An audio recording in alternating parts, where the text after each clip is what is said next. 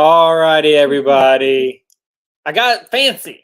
Wanted to do something slightly different, and Congratulations. I think I was mainly inspired by our live stream over on Morgan's channel, the Gold Shaw Farm, and he just does everything so good. I was like, man, I want to learn that stuff.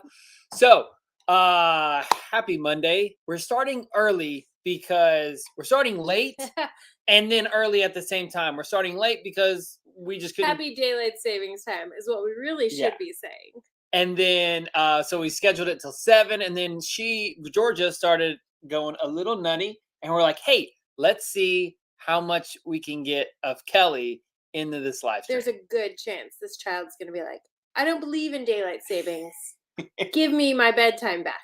So we're early, and that way we can connect with you guys already. And we hope you've had dinner, and that daylight savings isn't like the screw that's just tightening all the hard things in your life. I hope it's actually great for you. So this is the Shed to House live stream, and there's something really cool that I want to be able to share with you guys. This is big because we talk about Shed to House. We know that we're sponsored by United Portable Buildings, and so we're so grateful. This is a United Portable Building, our Shed to Studio. I just want to be able to share something huge that they're doing. United Portable Buildings, through the end of the month, we worked with several different companies. I've never seen a company do this. They are giving to the end of the month 10% discount on all of their buildings. Like, so you can get 10% off a giant house size building. It's or basically like a 2-story house. Like you could, or even like you're just shed. So Bo and I have been going back and forth deciding, is now the time to get like a little shed, like a small shed to actually put things in and not people. This is the reason we want to bring it to you guys on a Monday night, is because it's the beginning of the month. And so if you're like us, you like to plan a little bit, but maybe you've been waiting for this time. Like, is there ever going to be a Black Friday sale or anything like that going on? And this is the first kind of sale we've ever seen. So we don't want to hesitate in bringing it to you and starting the live stream off with this offer. And then we're going to show you some really neat stuff that we've been working on. And in the last week, it's taken a lot of shape. So hang with us. Yes. We've got this promo from United Portable Buildings. I was trying to say Shed to House at the same time, and they don't quite work. And it came out either on a shed to house or just a simple shed, whatever you're looking for your property. So, like, tired of inflation, 10% off all the styles. Wowzers, wowzers, wowzers. Okay, so if you're on our email list, you also got a link to the Shed to House builder that we're going to share here. And you're able to click on that link and we'll get back with you personally, or you can do that from here as well. Okay, so go ahead and tell us in the comments where you're watching from. So we'd love to be able to talk with you guys. Yep. I see DeBrow's Tarot Show is sending good vibes from South Madison, Oregon. Awesome. Okay. Gregory says, throws the chickens off. Cool. Did they land on their feet? Gregory, you're in Sunset. Good to have you here. Kevin said, checked out United Portable Buildings, but it looks like they don't. Ah, man. So a little bit far, but move south. I know. There's so much space in Texas. I know. Barbara is coming from Washington State. Glad you're there and here at the same time, Barbara. Okay, so we just now went to a state park, Gardner State Park. We just now came from not like Gardner. I know, it's all right. You gotta like really focus, Gardner.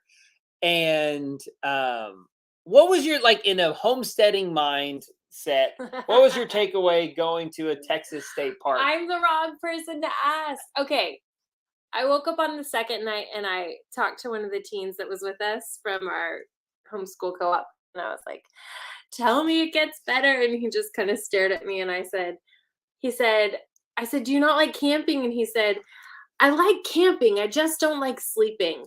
I feel like that sums up my feelings. Yeah. So I live in a shed in the woods. I don't need to camp on an air mattress in a tent in the woods. These are my feelings. you are welcome to have your own. And while you have your own feelings about camping and you share them right here in the comments, I'm going to say hi to a few people. So I need Bo to put the comments back up so that I can say hello. Thank you. Okay. So we've got NK Ranch in California, Tiffany in Live Oak. We've got Gregory and Jimmerly from Spring. Hey, that's our neck of the woods. Hey, Tiffany. Tiffany's in Get Off Your Toe in Homestead. Awesome, Tiffany. Woo-hoo, glad you make it, Tiffany. Thank you for showing for hanging out with us. Amy says we are just starting. Yeah. It's moving on me. Okay, we're just starting to look for land so we can homestead. What advice for someone just starting out or getting ready to start out? Let's get to that in just a second. I'm going to star that, Amy, and we're going to come back to that. Linda in Missouri and some Facebook viewers from Kentucky. This is so fun. I love this part because we get to see where you guys are from. That's really cool. Yeah. So you're saying that you go in a state park. So we're kind of preppers a little bit, but you're saying that we're not there. That sleeping in a tent, a family of 7 with a baby. Yeah, I mean it was, but even that, the baby was normal. Well, this is our first camping trip where the kids could set up the tent. Yeah. That was very cool to have helpers and people who could do things. I like cooking over the fire, but not a single other family was cooking over the fire. Oh. They all brought their stuff. They brought a black stone, I think, and then they had their own griddle. Like regular propane camp stoves and all these things. I just like cooking over a fire. And when you say cooking over fire, you're like down on the ground. Yeah, like on the fire. Yeah. Anybody else love that? Like even at our house, I could cook inside, I could cook outside on propane. I like this season of the year where I can cook right on the fire. So I would say yes, preppers, but no, I don't want to live in a tent. Yeah, I mean, we already live in a shed. I don't want, I don't want. It makes sense. The tent, like in the wind on the first night, was literally, it's a 10-person tent. The poles were like going like this. At one point, it was touching my face, and I was laying on an air mattress on the ground. Like, this is not my idea of fun. I get it. Yes. So that's my feedback. So who is tent? What families? Because if you're just like a couple or a single, I mean, I can understand it's a little. What families out there like tent camping? Not in your RV. Because I'm gonna say this. Not in the cabin. This all came from our our homeschool co-op crew, and there was what 6, 7 families, and only 2 of us were in the tent, and we both had the conversations of, I don't know. It might be the last time. I don't know. This might be it. That's it. One family actually rented a cabin. I wanted to rent a cabin, but there was no more available. The other 4 families, I guess it was 6 families. The other 4 families had their RVs, and they were loving it. I mean, they're just like great. Fun. That sounds great. Yeah, that sounds great. So, okay. So let's see, Tiffany. I'm gonna give you a link. It's not this. It's a new design. Same message, new design. Yeah, let me. You talk about something while I pull up that link. Tiffany's talking about my Grow Gardens Not Government shirt. Yes. And we redesigned it. Oh, it's the one that Bo's wearing. So this is Shed the House. Oh, never mind. Sorry, that one was dirty. It's another one that your one shirt was dirty. I know. I got a lot of them. Okay, so I'm gonna put the link right here. You can see our store, and there you go. Okay. Tiffany says she also likes to cook over the fire. Hi, Archie Dan. Ooh. Okay, so Gregory says water, fencing, no toxic materials or sprays from previous owners. Oh, I think you guys are chatting in the chat about looking for properties. Oh, that makes sense. Above that. Yeah. Okay, yeah. Maybe I should drive the questions that pop up. Okay. Yes. We could do that. Yes. You want me to take the baby? Sure. Okay. We're gonna swap, and you're gonna drive. Okay. All right. We've got Linda from Missouri, And we've got Karen from Wisconsin. Welcome, guys. Glad you are here on Shed to House. So here are the housekeeping rules of this Shed to House Live. If you have a question, pop it in all caps, and that way we can see it. If you want to chat to each other, that is totally cool. We like chats in the chat between chatters. So keep it up, keep it strong. I love that you guys are giving feedback about like what would you look for in buying a property in a shed to house. Your questions are going to drive our time here tonight, and we're going to make sure that we share our latest and greatest, definitely biggest project that we've ever done on the homestead. And this month is actually our 4-year anniversary of living here. Yes. 4-year anniversary, guys. 4 years since we left the suburbs and came to raw land and built a shed and turned it into a house with our then family of 6, our now family of 7. It only feels like it's like 18 months, 2 years, I think max. So let us know if this is your first time on the live stream, because we'll catch you up on a few details. If you've never been here before, you're going to want to know more about the gist of what we're talking on each time we get together for a Shed to House Live. So thanks. I'm Kelly. That's Bo. That's Georgia. Grab that block of wood. And this is a weird doll piece of wood thing. She does like to chew on it. Yep. Babies are weird. Yep. Okay.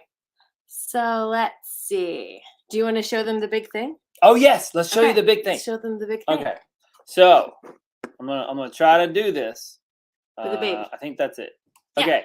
So this is just a raw drone shot, but we're working on the video right now. Everything's been shot, and that will be coming live. But hold on, let me go back there. You guys, this is it. This is our pond. Like, this is not, it looks bad in terms of you're saying this is our pond. This is the pond hole. This is this is 1.5 inches of rain. Yeah. Yeah. An 1.5 inches of rain. So we collected all this in the last 4 years of living here. But even since before then, about 6 years ago when we bought the property, we knew that the pond we had was no bueno. So it was basically just a big, probably an excavator came and just dug out a hole right behind where the trees are that you can see. I don't know if you can see where those cursors. No, you're not going to see. So you're going to see a big block of trees. And right there is where our pond was. And it was just a large hole. It held water some of the year because our ground is very hard, compacted clay. But the dam was worthless. It was it was damn worthless.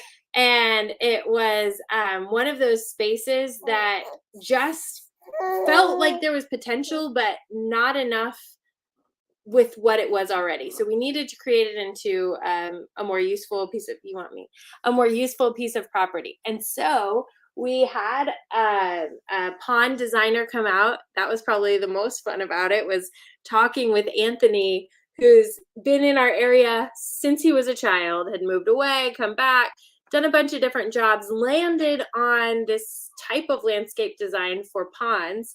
And he's fantastic. And he taught us every step of the way what he was doing, showed us what grading was, how he would create a pond that was deep enough for fish to survive in a Texas summer. This past summer, we had, I think it was almost 40 consecutive days of 107 on our temperature read, but it was more like 112 in the shade.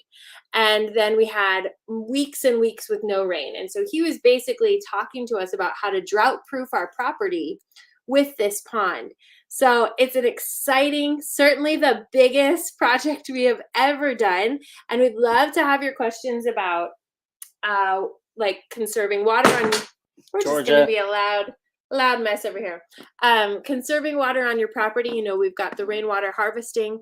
Now we're going to have thousands and hundreds of thousands of gallons of water in the back of our property, knowing that some of it's going to evaporate, some of it is going to just absorb while it's still what they called seasoning the pond, kind of like seasoning your cast iron.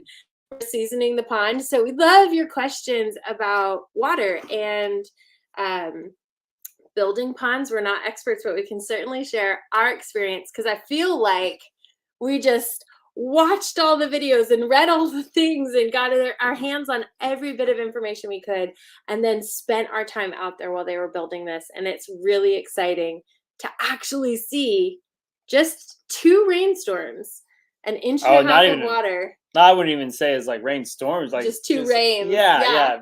Not, I mean, usually you get like, maybe 3 inches. That's a big one. So things that I want to add here, and again, we're going to do a full-on video. Kelly's going to be writing it tomorrow. Everything's been shot. Like we had, cameras and drones and everything. But only one very honest YouTube day of disappointment Uh, when Bo got home. And this is a YouTube live exclusive, guys. Bo got back, and I can't count the number of explicatives that came out when he realized all of his drone footage had failed. One day. There was one day. The very first day. And it was just... There's no drone footage because it just didn't work. I don't know. I recorded everything. If you've seen A Christmas Story, when the dad is changing the lug nuts, right? Have you guys seen that? That was the whole evening, and I felt so bad for him. I'm sure any of you guys who've shot video have felt this before. Yeah. Okay, so just because you're not going to be able to fully understand it, you'll walk us through. Yeah. So real quick, so this pond is we had a lot of discussion on it, and while they were digging it, we wanted to keep this tree. Everything in the, I mean, as you can see, this big giant oak tree is like in a peninsula. I mean, it is the focal point. Exactly. And we were talking back and forth of, can we save this tree? Because we had to take out, I wish you could see my mouse. So like everything that you see back there. Right by the green strip. Yeah.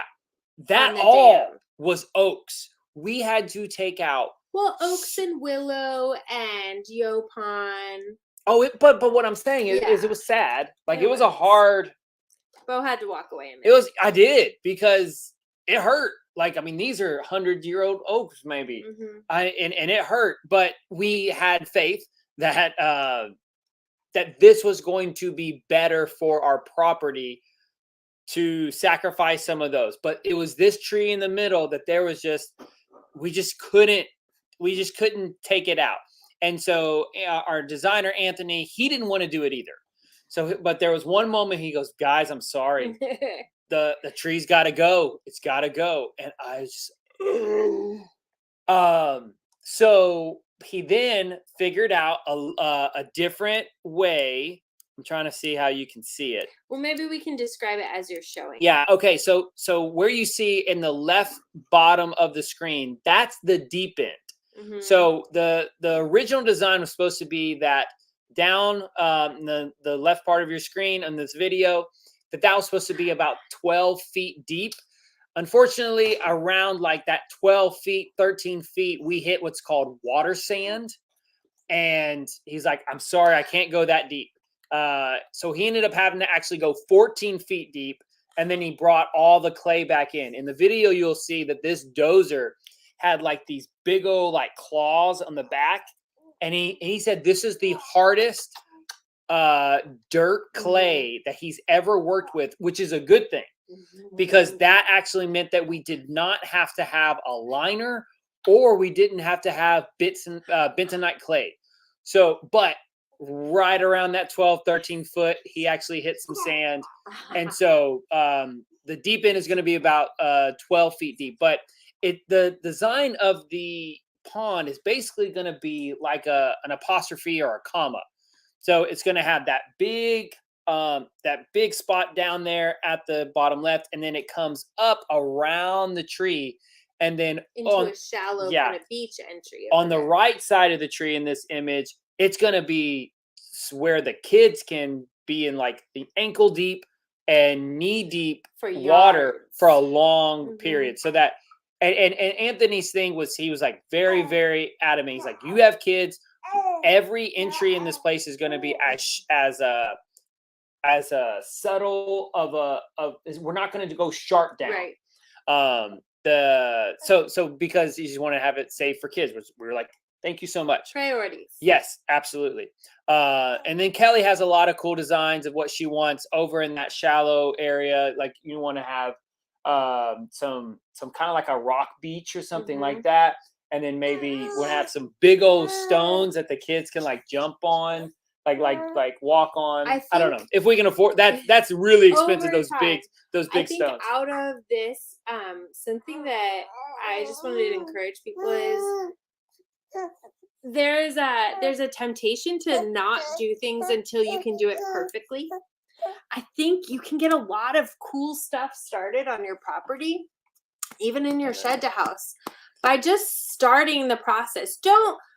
Don't start like 5 processes, but it took us 4 years to get to this pond. And before that, we did a lot of things like made use of old chicken tractors before we started, doing a large project like this. We're just beginning. Not letting perfect be the enemy of good enough, and like getting started will help a lot. So with this pond, just getting it started, even though we're not planning on purchasing the rock entry or the large boulders, or even, all of the plants that we're going to do, these will be over time. We're going to plan them into budget, but don't be afraid to start the big stuff if you are sure you can complete it over time. There's no need to, especially for us. We just did this in the winter, like the fall going into winter. We're probably going to have a dry winter, so we don't even need all of the water filtering plants in just yet because we don't have all the water yet. So all of this stuff is going to be progressive over time, and there's a lot of homestead projects like that. I remember our shed to house. Like you guys know, one of our bathrooms in our shed to house isn't done, and it's not because the bathroom isn't something important. It's just not the most urgent thing. So when we built out the house, we were like, hey, we can really get a lot of things started, and we'll begin with the house and then we'll move outward. And the bathroom just hasn't been a huge priority. So whatever that looks like for you, I think sometimes it can feel like I need so much money to get this project started. But really what you need is that much money to get the project completed. And so if you can begin a project and really just be courageous on it and then take those steps to complete it over time, I think you're going to see a lot more progress on your property than you could have imagined if you just waited for all the funds in one big bang. Totally up to you guys how to do it. But I think it's really tempting to watch YouTube and see, oh my goodness, look how much this channel is doing. But doing it over time is also really beneficial, and it gets a lot more done by the end of a year than if you just started if you just did one thing at a time, which might feel like your progress takes a long while. So we live in Texas, which is hot. Kelly wants to swim in this pond. She wants it to be a swimming pond. It's not a problem, people. Like, this is going to happen. So, this isn't a livestock pond. Like, this is not your livestock tank. If we're in a drought and we need to, sure, we can let the cows go in there, but that's like not the goal. The goal is fish, is water storage, and is a place to cool off in the summer. So if we do it right, if we do the right plants, if we do aerators, if we do, what else do we need there? Not like the right fish. Catfish. The right fish. I'll tell you a story about catfish. You guys might already know this. But if we put in the right fish and everything like that, then we'll balance the ecosystem, and it should actually be clear about 4 to 5 feet down where we could see that part of our pond until it gets into the depths, which I think is so exciting and a whole science lesson. But I'm sitting there talking to Anthony about the pond, and he's like, well, if you get catfish in your pond, then you're really going to need to just take them out and throw them to your pigs or something like that. And I was like, Anthony, we're not putting catfish in the pond. Like, we already talked about this. We're putting in the perch and the bluegill and the bass. And he goes, well, you'll get catfish in your pond.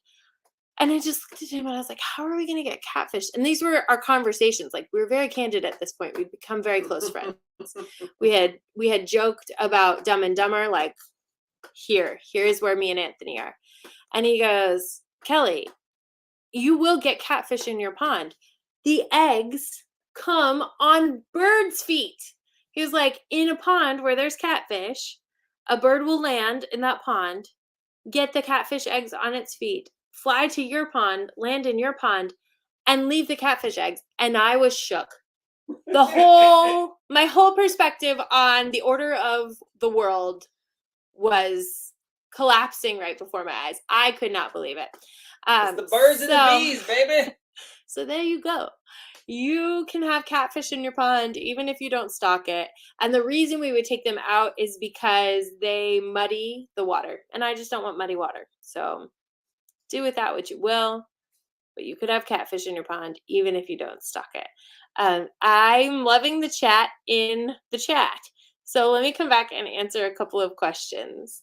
Okay, Rose, this is always a great question. Also love your profile. That's super fun. So Rose says, husband and I are looking to purchase a farmstead. Favorite website or resource for finding land? If you are in Texas, we can recommend Lands of Texas. This is actually how we found our property. We're from the Houston area. We searched all around, just kind of on foot. And then we would search like, was it HOA? What was that normal site? HAR. I mean, which most people have. But then we found Lands of Texas, and that was really specific to like rural. We first found Lands of America. Right. And then I don't know if there's lands of every state. Right. We just knew that there was Lands of America and then Lands of Texas. And then looking for realtors who are dealing in property versus like a rural property or raw land versus somebody in the suburbs is our number one recommendation. So in our course, and then also just for free, I recommend you kind of start like this. First, look at what are your non-negotiables. Do you need to be near a hospital? Do you need to be near a church, a community, a job? How far are you willing? That's like question number one. How far are you willing to drive? There's question number two. Write that down. Then you basically just do like, I don't know, maybe that's 8th grade math. Maybe they push it to 5th grade now. I don't know. But then you basically just put a pin at your central location and like a protractor, or you could even draw a string of how many miles, and you just draw that circle around it. And then you begin to look at your search there. Georgia's sitting up, y'all. Here, you got to take Rose off. Okay, Rose, sorry. I love your face, but we're going to move this so you guys can see the baby. See the baby. This baby is sitting up. You watch the video of her be born. She was born she's sitting in this room, and here she is, like and a total sitting up. Sorry. So Rose, I hope that helps. Is just like most people ask, how do I even begin? Start with the things that are most important to you. Once you find that sort of radius that you're willing to look in, then get specific. How much land do you want? Where, like, what kind of restrictions do you want on it, or none at all? Those kinds of things can get more nitty gritty once you have an area to look into. We caveat this with 2020 changed the whole world, and a lot of people who were working in an office have now been able to work from home. And so that might free you up to anywhere, and the same thing goes. So maybe you want to be close to family, or maybe you need to be close to an airport so that you can travel for your job, whatever that looks like. Just begin with those non-negotiables and then work your way out. If you're working with a realtor, look for people who are not dealing in like houses in the city. Look for people who are dealing in land. It will change everything. Can I give a tip? Yeah. So, okay, tip for how to find a good realtor for land. Find the area that you like, drive around, and you will see 1 or 2 realtors that keep popping up in all of the lands that are for sale. Just, I'm meaning like a sign. Like you'll literally see it's a sign. Yeah. Hire that realtor. Yeah. Because they know they live in that area. They probably grew up in that area. If it's a rural, like they know everybody. And they know like who your neighbors are going to be, things like that. They want to get you into a property that you're excited about. Yeah. Okay, let's check out RT Dan. Well, go back to that first one because I feel bad. With Rose? No, it was the very first. I started. Okay, it's way up there at the top. There. Okay. I feel bad. Well, this might help you also, Amy. So Amy's saying we're starting to look for land so we can homestead. What advice for just starting out or getting ready to start out? Same advice, Amy. Start with your non-negotiables. You guys, if you're in partnership, a marriage, whatever it looks like, make separate lists. Then bring those lists together. What Bo and I talk about a lot is, I'm sure homesteading has been like marriage therapy for us as well, but we were doing these practices long before we got to the homestead. If you can't negotiate together on planning the homestead, wait until you can. Like, make your list. That other person makes their list. You guys bring them together. And usually what you need to do is find a third way. So that's probably my second best advice. Maybe less practical, more philosophical, is you guys are not going to agree on everything, but we'll agree on something. And that is, there's your way, there's the other person's way. Y'all together need to find that third way so that you're most, I guess, satisfied moving forward. Because if you start from a deficit where you're just like, I just went with their idea, then you're going to start to blame that person for everything that goes wrong. Go ahead. Amy, you're primed to get on the wait list for our Get Off Your Tail and Homestead course. I'm not joking. Yeah, that's a really good idea. We made that course for you. That first step. Yeah. Yeah, that's really good. Tiffany, put in the chat. What are you thinking about the course? Yeah, Tiffany's in the course right now, so you guys can get some honest feedback. I hope it's good, Tiff. Okay. So this is more practical. Let's stick with the shed to house, because Maggie, this is a really good question. So Maggie's asking, where do you get your bathroom exhaust fan for cathedral ceilings? 4 inches between the ceiling and the roof. Okay, you're saying you need a short, ridge vent. Yeah, you need a short. It's not a ridge vent. It's 2x4s, and so it just needs to be a shallow. Yeah. I think the one that I have is Panasonic. I have a video on that somewhere on the channel. It was a while ago. I thought it was very hard to find, but then UPB threw something in this bathroom. I was like, oh, you can just get it at Lowe's or Home Depot. Yeah. Email us, bettertogetherlife@gmail.com, and I'll try to find that email. I'll try to find that video or the actual brand that it is. Great question. I don't know it off the top of my head, but it's common. I don't know if you have the church fart fan. I think exhaust fan. Probably. You used the right word, Maggie. Congratulations on being an adult. Okay, let's see. Any sources? So Linda asks, any sources to recommend for how to sort through all the logistics, i.e. what to do first and second through the finishing process? Yes, I would say Get Off Your Tail and Home course is the most consolidated way. And that's not just to like sell you the course. It really is just our easiest way to consolidate all the things we've shared on YouTube in one spot that you can come back to and visit anytime. Like the course, we haven't released it yet. Well, we've released our first run of it, and then we'll release it again probably toward the end of the year, early New Year. There is a rumor that we may be doing a Black Friday sale. We will see that coming up, Linda. So I recommend the course only because it really is a compilation of all these questions that we get asked. So just for free, because I think it's valuable for your time to be here.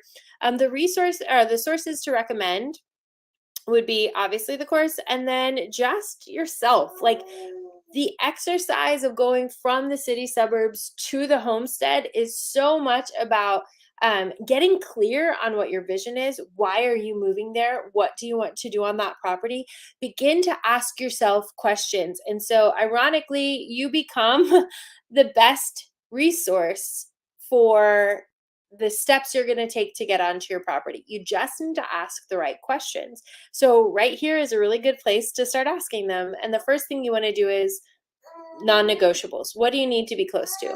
The second thing is start asking, what do I want to do with that property? It's going to help you find the property that fits your needs for your family, or if it's just you for your goals. You might be deciding, I'd like to make money on my homestead, so that looks like this type of property in this type of area to build a market garden, or I'd like to raise animals for profit, so I'm going to need these kinds of non-restrictions in my property that I purchase. All of these things help formulate really the perfect property for you. And then of course you're going to have to compromise when it comes down to that perfect property, but knowing what you're looking for, the ideal, is going to help you say no to all the wrong properties. I hope that helps. Getting through the finishing process is obviously, like you said, a process, but beginning with step of what do I need, and I will, if these things don't happen, I'm out. I'm quitting. I'm going back to the city and I'm living above a Whole Foods. Whatever that is, your non-negotiable has to be that first step. What was your non-negotiable? I didn't want a mortgage. I didn't want to trade my mortgage in the city for a mortgage in the country, because we didn't know if we were going to like the country, and whatever we did here had to cost less. At least the benefit to me had to be cost benefit. So it needed to start there, and we needed no mortgage, and then we needed to build the property up in value without going upside down. So I didn't want us to dig that $8,000, $10,000, $30,000 property pond and then be upside down because we were too excited too quick for too much money. We did not spend $30,000. No, we didn't. We'll tell you more about it in the video. Okay, I hope that's helpful, Linda. If it's not, feel free to keep chatting. This baby's gonna need to go to bed soon. I can feel it. Okay. Hang out off camera. Yeah, we could probably do that. Let's see if that helps. If she's not too tired. Okay, where are we? Is there a link? Okay, Amy says, is there a link to the... Okay, that's Dan. Okay, Dan, I thought that was you. You just have the RT Dan in there. Okay, so Dan's in the course also. Amy, I will try to find a link to the waiting list here in a moment. Oscar says, I love watching your program. I have 10 acres of land. What do you think I start with? Okay. Do you have a house? I would say that would be my first thought is, do you have a place to sleep in there? Maybe share about like the zones. Yeah. You mean like the permaculture zones? Yeah, just like how you can, maybe you don't start with 5 cows. Yeah, I mean, so definitely, Oscar, the number one thing is observe. So you want to be slow. We actually talked about this on Morgan, the Goldshaw Farm live stream last week. And that's something that Morgan said was that if he wished he would have had the opportunity to do it again, he would have observed more and slowed down. It's hard for us YouTubers to slow down because we have to make content, like we have to make videos. But that would be something. If you don't have anything there, then go out there in a tent and camp and slow down and just observe. Observe in the hottest parts of the year. Observe in the coldest parts of the year. If you can get there during rain events or right after a big rain event, observe where the water flows. That was something that it actually paid off for this pond. Is there was a low spot, and I could actually tell this was back whenever me and my sons would come out, our sons, and I would we did a video on it, and I was like, look, boys, it's a bog right here, and this water is going off of our property. So someday, whenever we do a pond, we're gonna have to fix that so that we can capture all of the water. And we actually did that while we were building this pond. Was we didn't send that water off of our neighbor's property. So observe. Another thing that I would say, and this might not be good for anybody, but it's just something I wouldn't shy away. Once you have a house, that's your zone 0. So in permaculture, you have multiple zones, and really the main ones that you want to focus on is your zone 0, which is a house, and your zone 1, which is the spots that you walk to from your house onto your property every single day. Focus on those, but I would not downplay anybody just go ahead and biting the bullet and getting the tractor. It was something that I wish that I wish I don't know. So it's hard. If you're able, if you're financially sound to do it, if you can and you want to, go for it. Kelly's saying if you can, if you want to, and you have the money to do it, go for it. I agree. Yes, don't make a stupid financial decision. But if you're wasting a lot of time trying to build raw land with a wheelbarrow and a shovel, and you're like, man, and two children, like if there's special moments of our first 3 years of building this homestead just by our hands and shovels and drills and all that. But man, the last year we've gotten so much done with that tractor that I wish I would have had it earlier. So that's take that, whatever you think of that. I don't know. Okay, so I know, actually, hold on. Let me do this real quick because I know that I'm going to go to, a lot of people are asking about the course. It's bettertogetherhomestead.com. I should know this. Going to courses and then the Get Off Your Tail and Homestead course. Okay, so I got to fix that. Yeah, let me go back here. Let me see. I think it's just course. Yep, there we go. I got it. Okay. I'm glad that I can remember that. So I'm going to put the link down here. So the link is down below. I think, and also you can just go a short link. You can go to bettertogetherhomestead.com/course. It's easier to say than what I have there. But basically, this will get you on a wait list so that it'll be on our email list so that whenever we're going to launch that Black Friday sale, then you don't miss out. So, and will probably be that Black Friday sale will probably be where you get a little bit of a taste of the course. You can take the course, but then the office hours, that's the main thing, is that every Monday from 1 to 5 p.m., we're doing it 10 weeks straight. I think we're already on week 8 or 9, y'all. And everybody in the course gets to ask me questions for those 4 hours. I will answer every question that they ask. So anyway, we love doing this with you guys. So let's see. Okay, Linda says, okay, you're talking to someone else. Okay, great. We have a shed. So Hedgehog, we have a shed to house on our property. What kind of insulation did you use? Closed cell spray foam. There's really, for me, there's nothing else to talk about. It's just it's the best bang for your buck. You want to be able to, it seals. It makes everything perfect. It seals up that building. You can have the big, I hate to say it in a shed to house, but it's called a cathedral ceiling. Otherwise, if you don't do spray foam, then you have to install what's called ridge vents up there. And then you just it's creating this air gap in the ceiling so that the air can come out so that you don't have moisture issues. But whenever you do spray foam, you don't have to worry about that.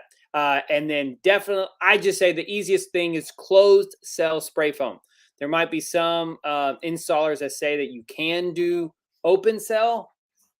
We have open cell in our main house, and I wish that we would have just done closed cell. We have closed cell on the bottom of our main house, which is a good thing that we have that. But I just wish we would have done closed cell all over. That's what's in this studio. And I think it's good to mention any small space has issues with moisture. If you have a small bathroom, you have issues with moisture, or laundry room.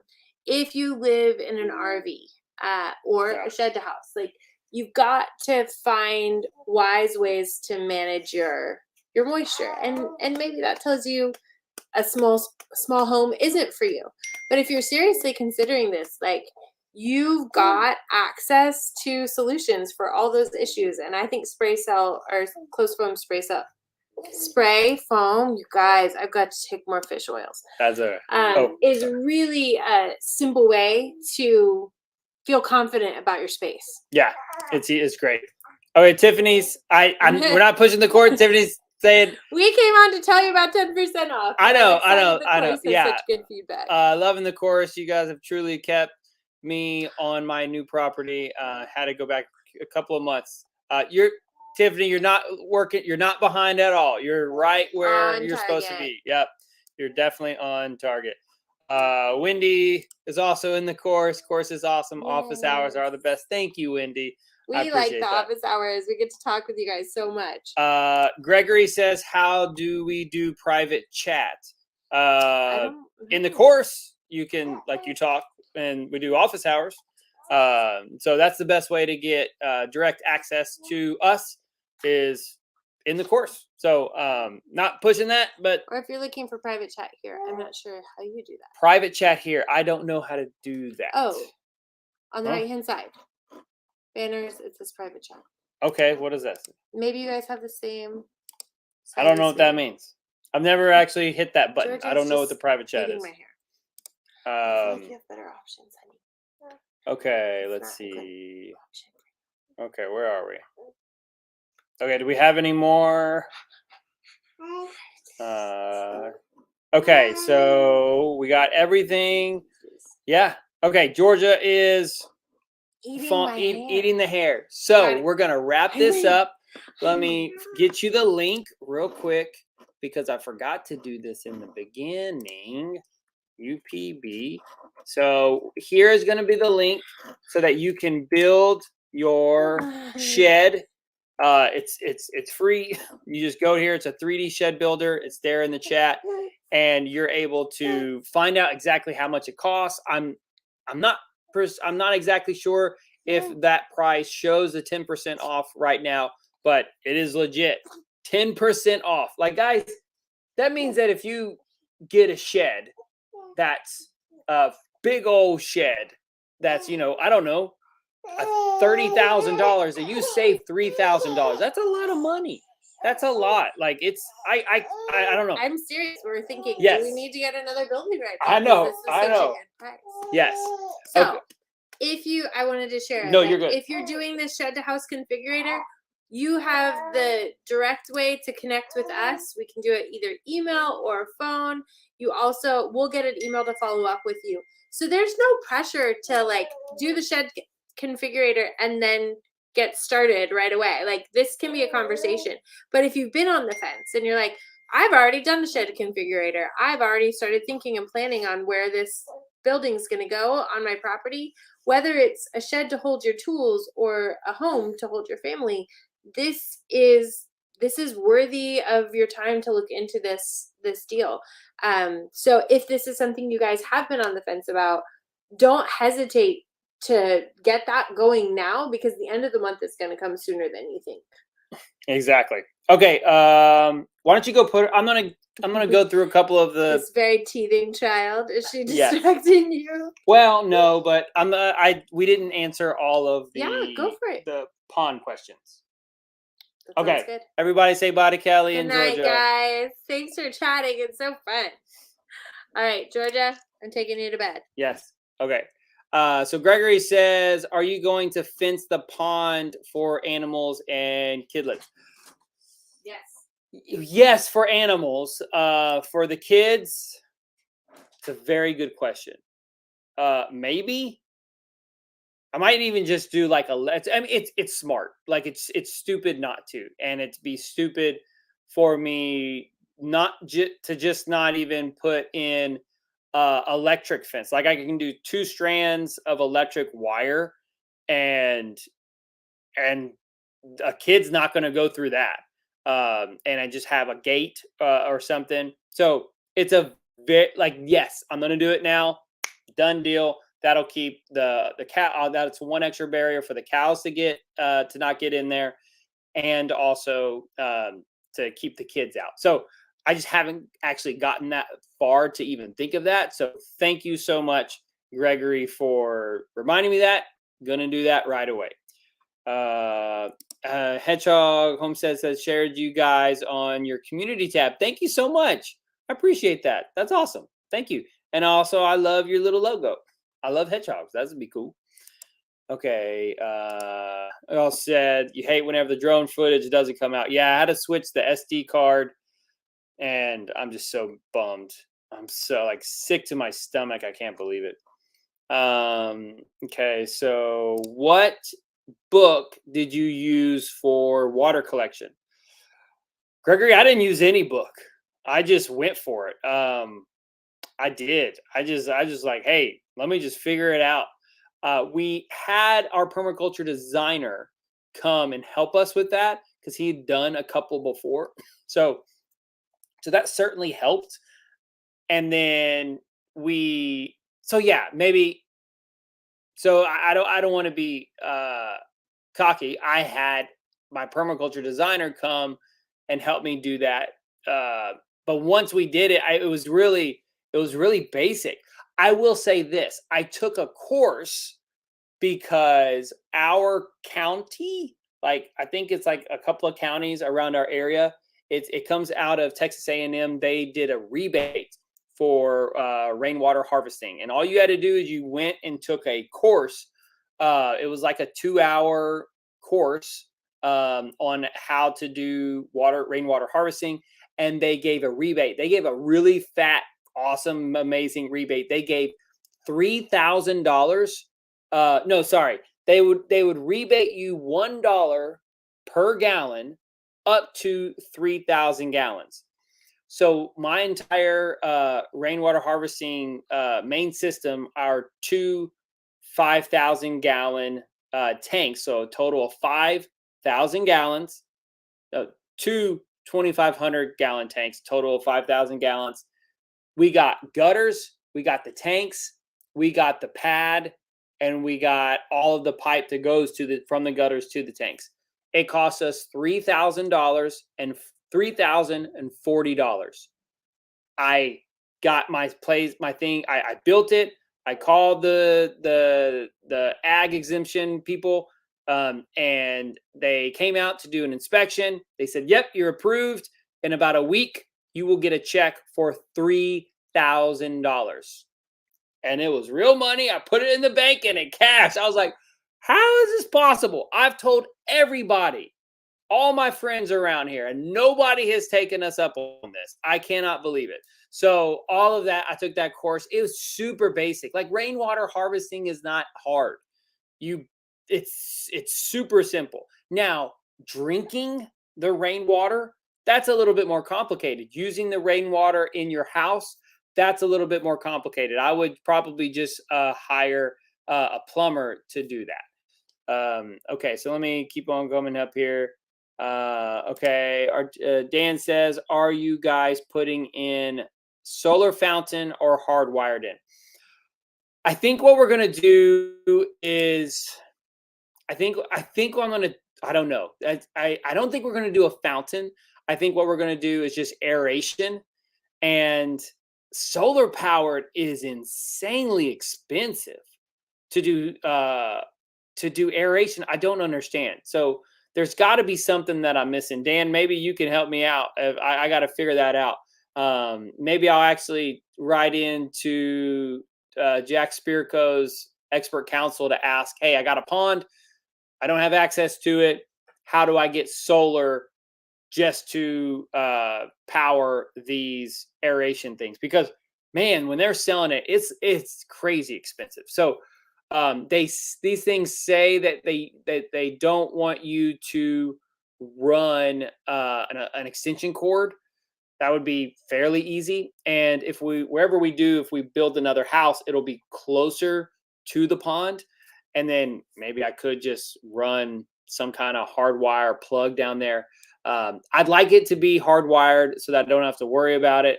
Because once you start aerating a pond and then that goes off, it could go bad with the pond. You got fish in there. They're used to all that extra oxygen. It's one thing if you never have aeration and then you add aeration. You have to like slowly, very slowly, like 1 hour at a time, get those fish acclimated to that better oxygen levels. But then if you have the aeration and then it dies, I think it goes like that. So you have to have that ready to save it. So it's a very good question. We're gonna have aeration for it, and I will let you know as soon as I figure it all out. Let's see. Okay, I think. Mrs. Adja says, yes, I totally agree with both of you. Grew up in Alaska in the woods, no tent. Give me my bed, but love cooking on the fire. Awesome, just hanging out. I love it. Okay, I think that was everything. Gonna go down to the bottom, make sure that everybody's good and great. Okay, I got all the questions. Guys, thank you so much for this. Definitely go check out the link and build your shed and save that 10% off. Also, go ahead. I'll put this again and go, since just that was the conversation tonight, go join the wait list for the Get Off Your Tail and Homestead course, where we can talk about all this stuff in the course, and we'll be doing it on YouTube as well. Okay, thanks, y'all. We'll see you on the next one. It'll be 2 weeks from tonight.